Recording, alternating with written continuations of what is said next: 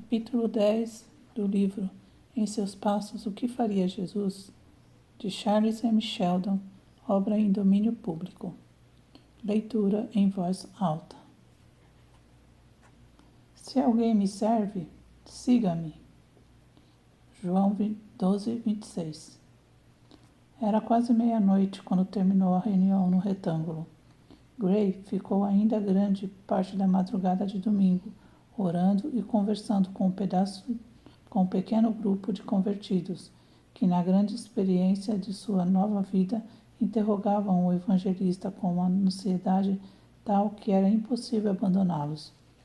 Era como se tratasse de salvá-los da morte física. Entre esses convertidos estavam Rollin Page. Virginia e seu tio retiraram-se mais ou menos às 11 horas. Raquel e Jasper Chase acompanharam-nos até a avenida onde morava Virginia. O Dr. West caminhou com eles mais alguns passos até sua casa e deixou Jasper Chase acompanhar Raquel. Passava um pouco das 11.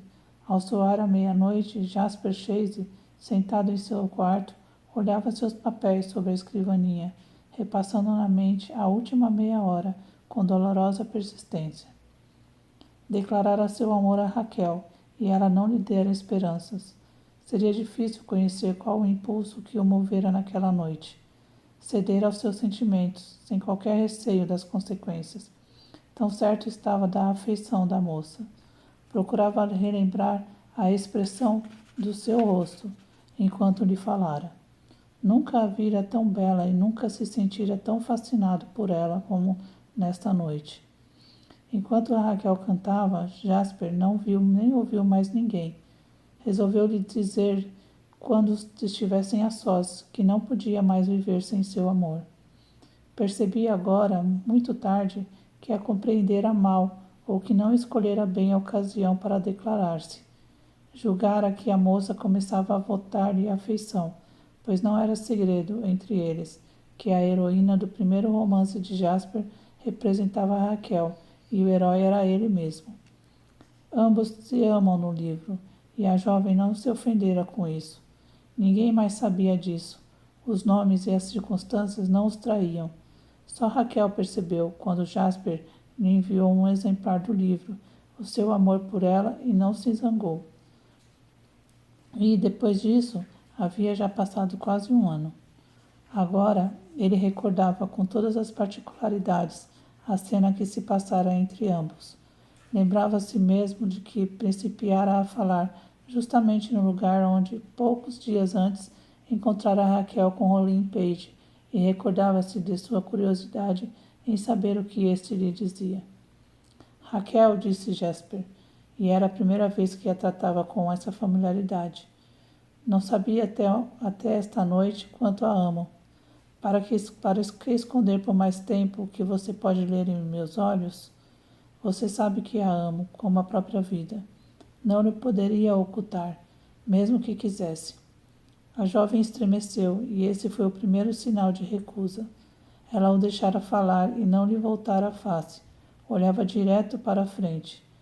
Foi com voz triste, porém firme e calma, que respondeu. Por que me fala nisso agora, depois do que vimos esta noite? Porque o que balbuciou o jovem e ficou em silencioso. Então Jasper exclamou com a agonia de uma pessoa ameaçada de uma grande perda, justamente quando esperava uma grande alegria. Raquel, você não me ama? Não é meu amor tão sagrado como qualquer coisa que o seja na vida? Ela continuava a caminhar, silenciosa. Passaram perto de um poste de iluminação. Raquel estava pálida e bela. Jasper fez um movimento para tomar-lhe o braço, mas a moça afastou-se para mais longe. Não, replicou. Em outra ocasião talvez minha resposta fosse diferente, mas não devia falar-me nisto hoje. Com sua extrema sensibilidade, o moço percebeu logo o que essa resposta tinha de categórico. Queria tudo ou nada. Somente uma espontânea correspondência do seu amor o satisfaria. Não podia mesmo defender uma causa que julgava perdida. Algum dia, quando for mais digno? Perguntou-lhe com voz sumida. mas Raquel parecia não ouvir e assim se separaram. Ele se lembrava ainda, com dor no coração, de que nem boa noite ela dissera. Relembrando-se da breve, mas significativa cena, maldizia sua louca precipitação. Não notara em Raquel a apaixonada absorção pelo espetáculo da tenda. Não a conhecia, porém, bastante para entender o motivo de sua recusa. Quando o relógio da primeira igreja bateu 1 hora, Jasper estava ainda sentado à escrivaninha, olhando a última tira de manuscrito do seu romance inacabado. Ao mesmo tempo, Raquel, em seu quarto, repassava mentalmente, sob emoções opostas, as experiências daquela noite. Amar algum dia Jasper Chase? Sim e não. Um momento e pensava ter repelido para longe a felicidade de sua vida. No instante seguinte, gozava de um estranho sentimento de alívio, lembrando-se de que nada a ligava ao moço. Depois, tudo se dissipava como uma lembrança da profunda emoção que sentira quando aquelas miseráveis criaturas se levantaram para responder aos apelos que o Espírito Santo lhes dirigia através de seu canto.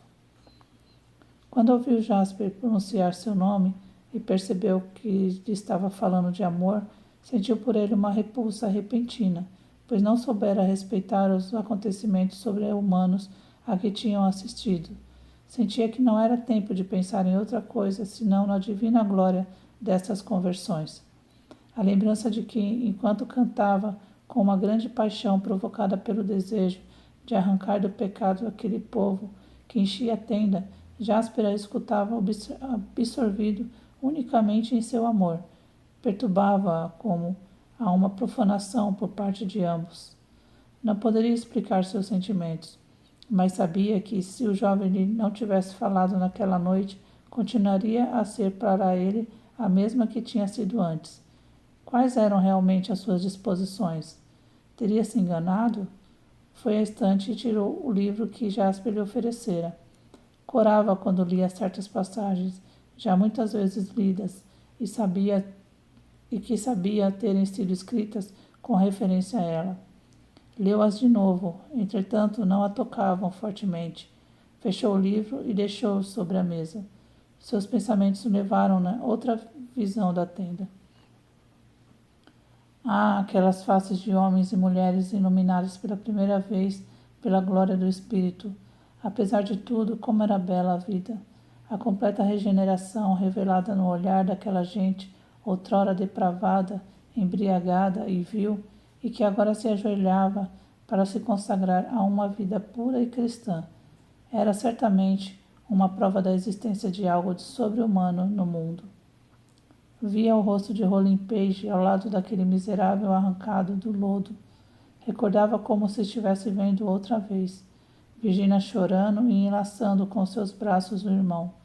Via Gray ajoelhado e aquela moça que Virginia acolhera em seu coração, inclinando a cabeça para ouvir qualquer coisa que a jovem milionária lhe segredava.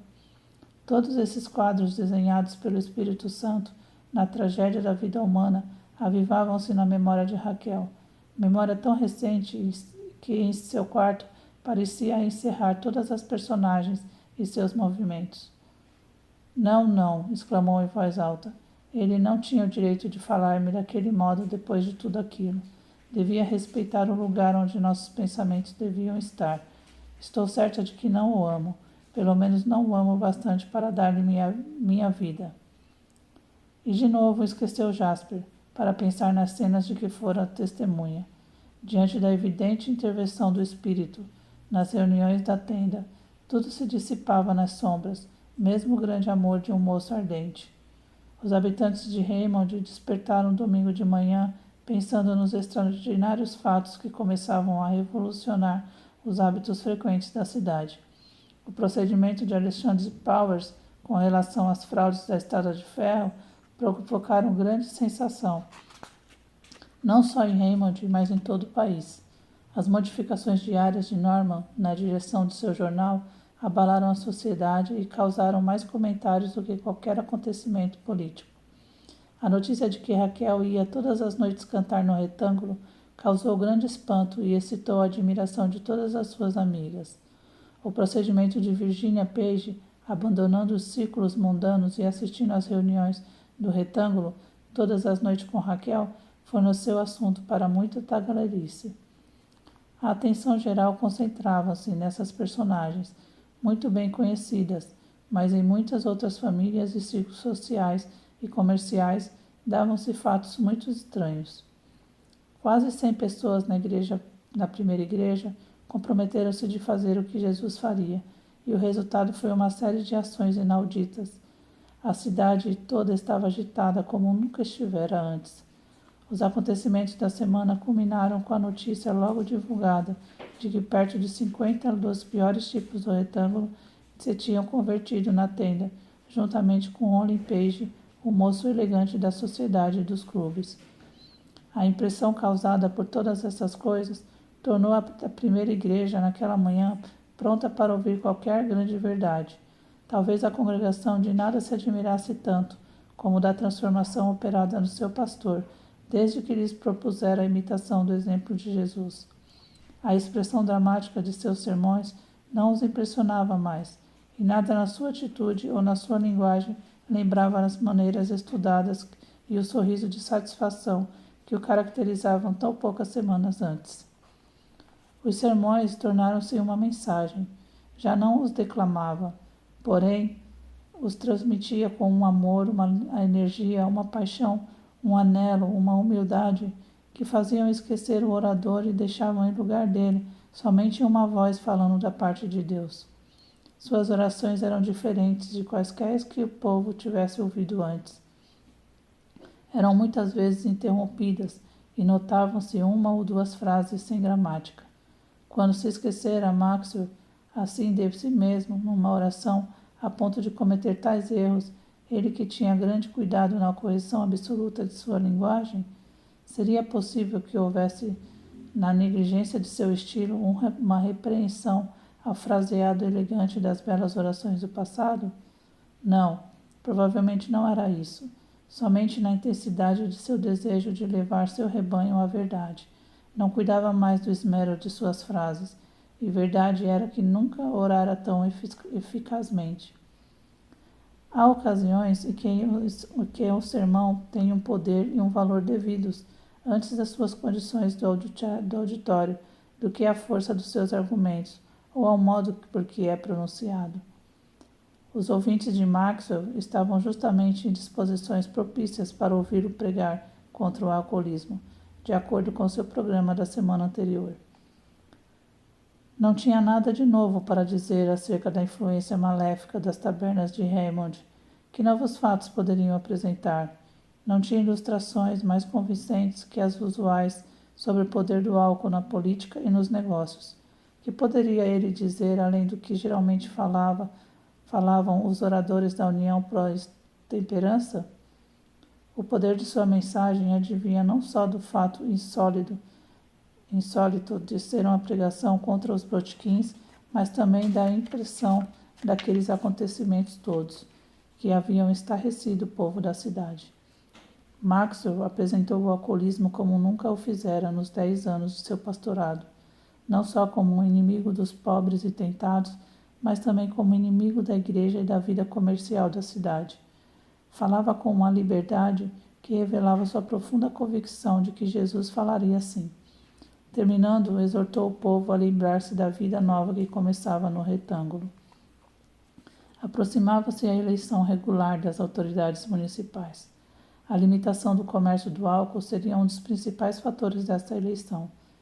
Que seria dessas pobres criaturas cercadas pelas casas de bebidas, justamente quando começavam a sentir a alegria da libertação do pecado? Como não dependeriam elas do meio que as cercavam? Iriam os discípulos de Cristo dar sua palavra a favor da licença para que continuassem a funcionar essas casas de vergonha e perdição? Não seria o dever de todo cristão declarar guerra de morte ao álcool e para isso eleger homens honestos para os postos de direção e limpar a municipalidade? Em que as orações poderiam melhorar Raymond quando os atos e votos eram a favor dos inimigos de Jesus. Jesus faria isso? Que discípulo poderia imaginá-lo recusar sofrer ou tomar sua cruz nessa questão? Quanto tinham sofrido os membros da primeira igreja na tentativa de seguir Jesus? Seria a vida cristã uma questão de conveniência, de costumes, de tradições? Não seria necessário para seguir os passos de Jesus galgar o Calvário tanto quanto o Monte da Transfiguração? Seu apelo era mais poderoso do que ele mesmo pensava. Nesse momento, a tensão espiritual da primeira igreja chegou ao seu clímax.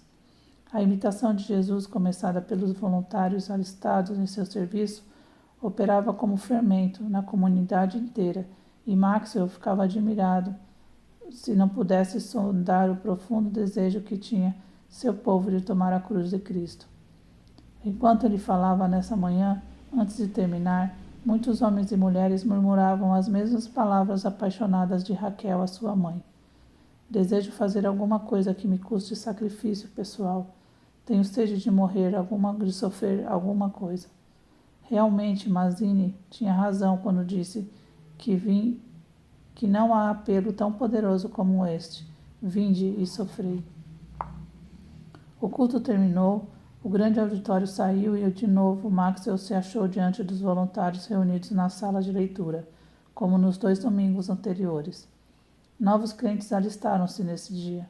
Essa reunião, depois do culto, era agora uma necessidade. Quando entrou e viu ali quase 100 pessoas, tremeu de emoção. O Espírito Santo nunca se manifestara assim antes. Notou que só faltou Jasper Chase, mas todos os outros estavam presentes. Pediu a Milton White que orasse. Sentiam como que o ar impregnado do poder divino. Quem poderia resistir a tal manifestação de poder? Como puderam viver todos aqueles anos sem ele? Aconselhavam-se mutuamente, e muitas orações ardentes subiam ao céu. Desta reunião, Maxwell datava a origem de importantes acontecimentos, que se tornaram depois uma parte da história da primeira igreja de Raymond.